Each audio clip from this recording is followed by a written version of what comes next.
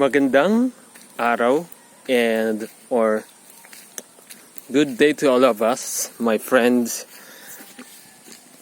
and my followers from all over the world. How are you today? Praying that you will experience the God's love in your life. Kahit tayo ay nagkukulang, nagkakasala, or nawawala ng pag-asa. Mawala man ng lahat, wag lang ang pag-ibig ng Diyos sa buhay mo, sa buhay ko, sa buhay natin. Dahil sa totoo lang, hindi nagbabago ang pag-ibig ng Panginoon sa atin. Kahit tayo ay minsan nabibigo sa buhay, nawawalan ng pag-asa, or pwedeng pasan mo na ang mundo, pero kaya niyang pagaanin ang iyong kalooban,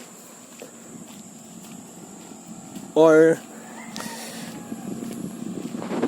patuloy na maranasan mo kung paano pag-abot ng Lord sa buhay mo, sa iba't ibang bahagi ng buhay mo. Sabagat sa kanyang mga salita sa Romans 8:37-39, Nay, in all these things we are more than conquerors through him that loved us.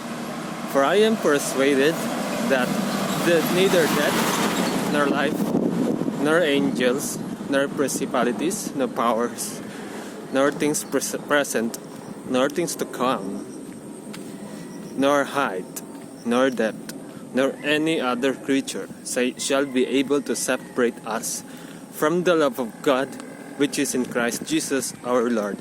Romans 8:37-39. May your hope and faith you give all to the Lord and depend your life to the Lord. Una sa lahat, higit pa sa ating mga pangangailangan at ating mga pinagdadaanan din sa buhay, higit sa ating maaasahan or aasahan natin sa mundo. Higit sa lahat, mga kaibigan, do not forget, remember the love of God in your life, and may the love of God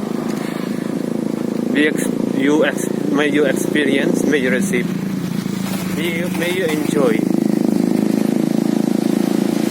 and may you be filled by the God's love.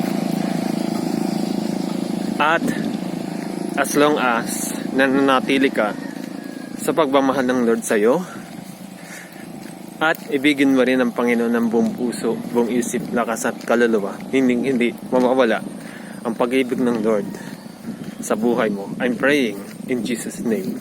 Amen. May this be encouragement to you to continue the love of God, to continue in the love of God in your life. God bless us.